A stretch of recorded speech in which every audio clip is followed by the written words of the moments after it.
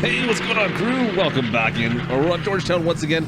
Guys, we've got a little bit of an update. We've got some John Deere demo units with some new, some new software that I want to show you today.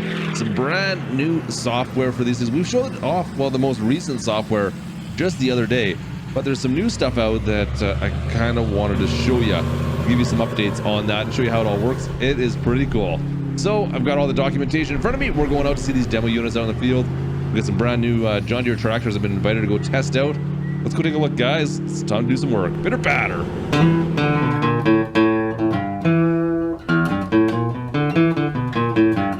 All right, guys. So we got the 8RX all hooked up. 2020 8RX, a massive John Deere planting unit. What is it? The 1890, along with the seed trailer as well. Seed and fertilizer trailer, the pull behind the 1910 model. All set up, ready for our demo unit here. And like I said, we've gone through all the instructions on how to use this. So this is going to be a bit different. I'm going to give you a walkthrough on, well, how all the new displays work on this. Now, guys, this whole system is being done through Android on a Sim dashboard program. It's called the Sim dashboard, actually. This specific mod for Sim dashboard, I believe you'd call it a mod at least.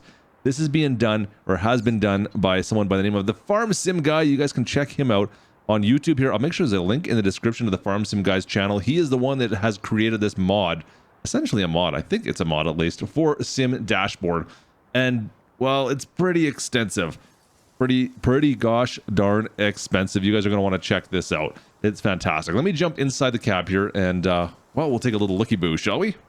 All right, guys, so let's just hop on inside here. We'll take a quick look. Let's fire this bad boy on up, and from there we can see exactly how this is going to work. Let me show you. It's very similar to the 9RX that we have back at the shop, but this here is our 8RX, of course. So this is the 2020. Back home, we got the 2018, so it's a little bit different, but you know what? For the most part, the same. So let me just turn this bad boy on. It's firing up. Let that screen fire up, and then boom, there we go. This here is the screen for the 8RX. And you know what? Let me give you a rundown on everything that's on here. You can see. So let's start at the top left-hand corner and run our way down. So top left, you're going to see what vehicle we're in. John Deere 410. That's the 8RX 410, of course. Underneath that, well, we've got how much fuel we're using, which is 21.5 gallons per hour. Underneath that, our DEF fluid. No, just DEF. See, I always say DEF fluid, but diesel exhaust fluid. It's already in the word DEF. So DEF. That's how much DEF we're using. At 0.2 gallons per hour. The next little box, that is an interaction box. From there, we can set our cruise control. So there's a start stop button. You actually push start stop to fire it up. And the little buttons above the start stop, that's plus or minus your speed for cruise. Really handy buttons to have right at your fingertips right there. Going right down to the bottom bar. Now, the bottom bar is your main interaction buttons, of course.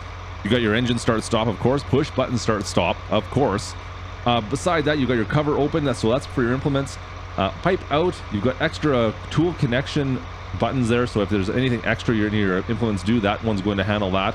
You have your operating side, so if you want to change which side a bin will dump from, we'll do it there. You've got your unload and a force unload, as well as a tool height changer there. And then lastly, the tool operation on-off button. So that's your main controls. And of course, down at the very end, well, there's the menu button, and that simply, well, that just brings up your menu like so. Boom, there you go. You got your menu. Let's put that back away. Up above that, your tool info. You got your RPM and your fuel percentages. We're at 97% fuel, running at 900 RPM right now. And then right at the very top right, your additional tank, which is, well, that's taking our cedar tank, that big cedar tank we got back there, which is 100% full right now. Nothing going on there. Now, if we move into the middle screen where, well, all the pretty pictures are essentially, up in the top left, once again, we have our mini map. So if we click that, you're going to see that's going to bring your map up. If you have Courseplay, well, guess what? You're in luck. You've got Courseplay right there. You can bring Courseplay up right away as well. The middle one, that's your speed, your current speed, and then your plus and minus. So if we were to change camera, which we can do right from this menu, let me click the button. Boom. We can go to an external camera, as you can see here, and then we can actually zoom in and zoom out on this platform here as well. Let's go back interior though. Also in here, of course, we've got all our lights. So from your hazards, your front, rear lights. The funny thing is, let me go back to exterior cam. I have never seen something that just does rear. I didn't know that this was actually an option. But you can just turn your rear lights on. Did you guys know this? I didn't know this whatsoever until just now. So rear lights, you've got hazards, of course. You've got front lights. You've got front high beams, or front Yeah, front high beams and front lights, and then your rear lights. So you've got all your light options here. You can select every single one of them. Let's turn those all off right from this screen. Also in here, you've got beacons. You see those beacons fire up, and then front connections, rear connections, and your tool unfold button. Basically, the only thing we haven't really talked about, guys, very bottom right of that main middle screen, you can do your tool select, so that'll select through different tools.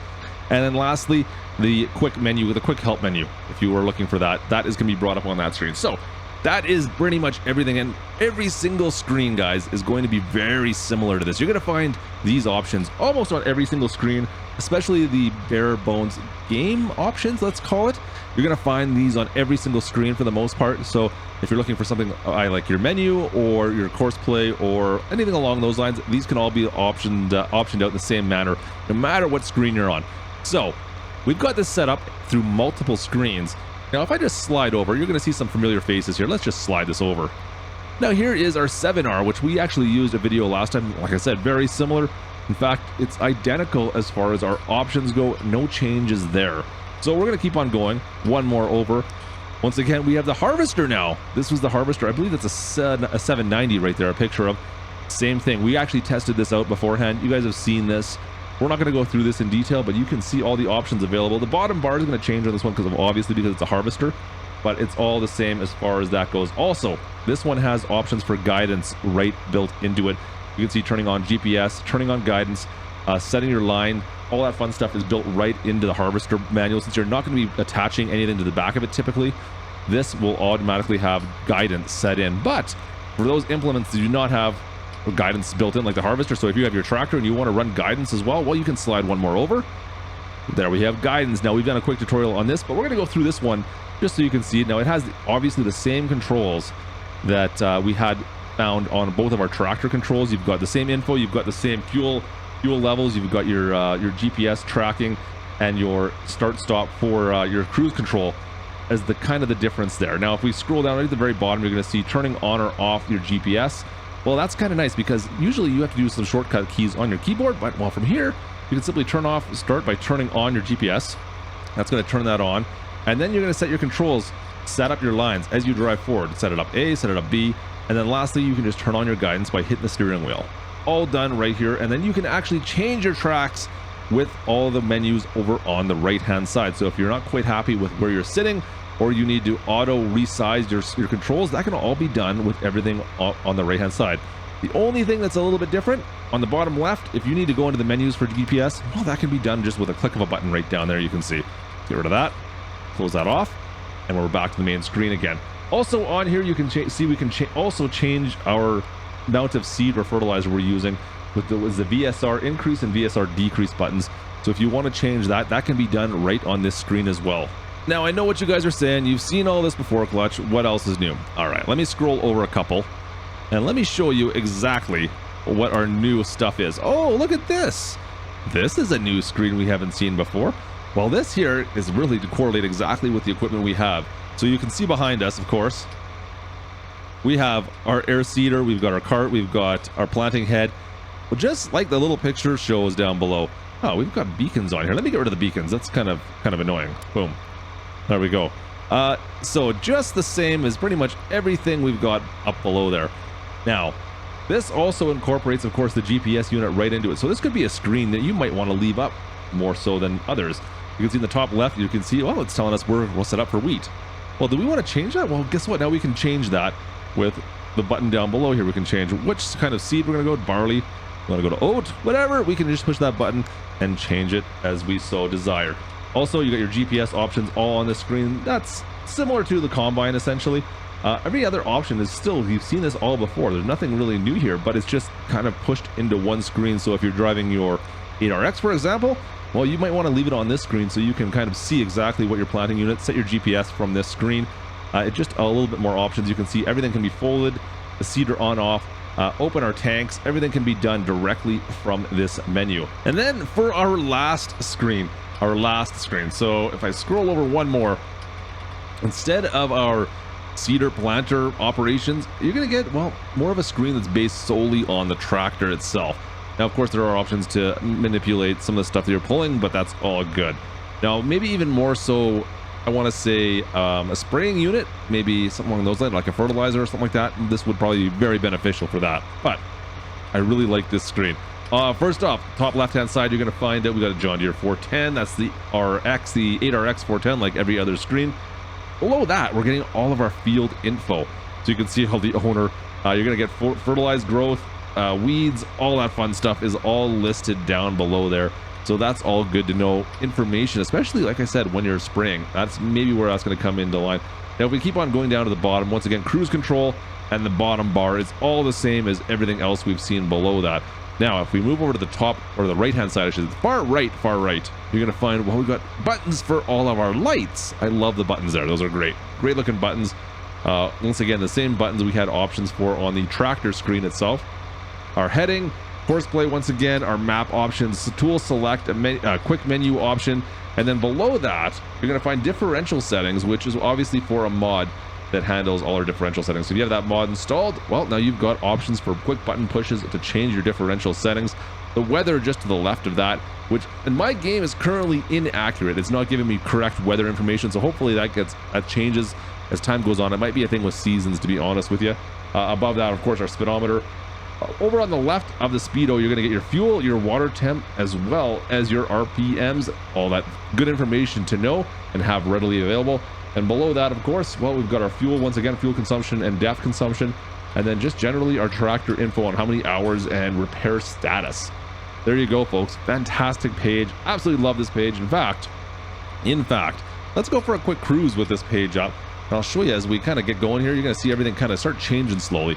Let's get this thing up, go forward here, and we'll start setting things up, because I want to start doing I want to plant just straight here with this demo unit.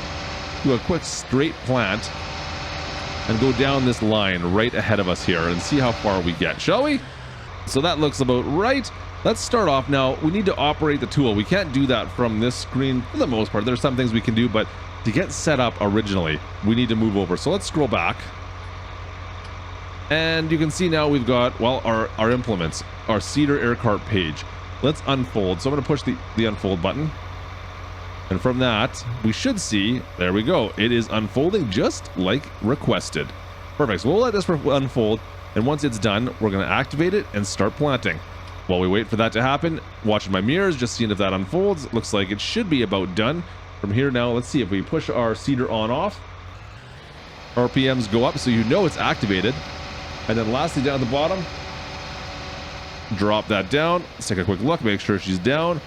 Looks good to me, guys. I think it's time to go forward. So forward we go. Once again, this screen here will give us some information as well as that we kind of need to know as far as our speed, our fuel usage as well. Of course, we have our seat up in the top left-hand corner, how much we have there. That's all good to know. But if we want to set up our course now, this where we probably want to be on this screen or the main GPS screen if you really want to get into detail. But this one here will work just fine as well. We'll come to a stop here. I'll stop this. First of all, we're going to need to turn on our GPS unit. Boom. Then we're going to set up our lines. Make sure that's activated. Looks good. And then go drive forward all of our 15 meters so we can kind of activate that. Once we get a little bit of a distance up here, we'll activate our last B line essentially. And then finally, from here, we should be able to set our GPS on just by a touch of a button. Game on. There you go. GPS is on. Now, if we want to see our lines, we can go into our settings for GPS. We can turn our lines on, which it's actually on right now. You can see we can bring up our whole menu right here. Let's get rid of this.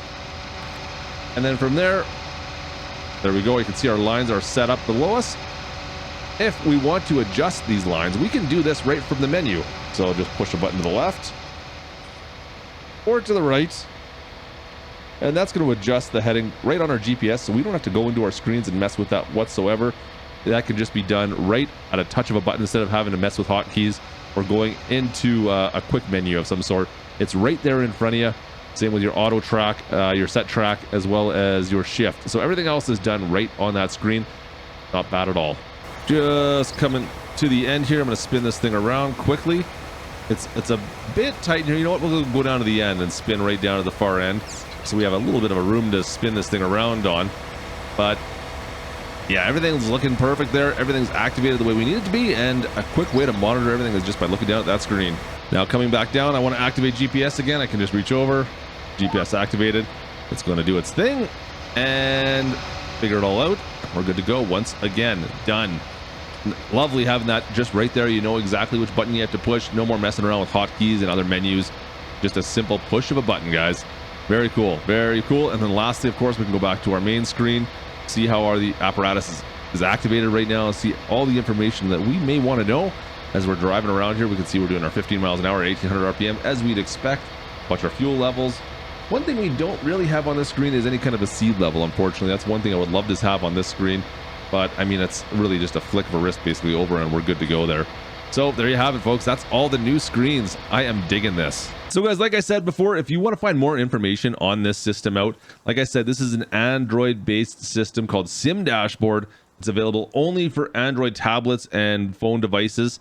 So if you're looking for this, you can go download Sim Dashboard from the Google Play Store, put it on your device, and then connect this into your PC using the mod that needs to be installed into your game, your farm sim game as well. So you'll need the Sim Dashboard mod as well as the app for your Android device. If you want to find out exactly how to install this and how to connect everything together, go check out the Farm Sim guy. I'll put a link down in the description for him. You can find out everything from him. He is the one that actually created this whole interface. This is the mod interface of this thing. Fantastic. Go check him out. Make sure the link is down below. Now, I know he's also said that he's planning on working on making some interfaces for case specific equipment as well. So the green interface will be swapped out obviously for a red one. It seems like it's fairly plausible that that could easily happen now that he has the base of it down. A simple cut and paste and put some red on it instead of green will make some case fans happy as well. But anyways, guys, I'm really digging this very slick little system. If you have any questions, of course, drop it down in the comments below. If you enjoyed this video, drop a like and don't forget to share and subscribe if you haven't done so already. And folks, I will catch you next time. Once again from Georgetown, this is Klutch, over and out.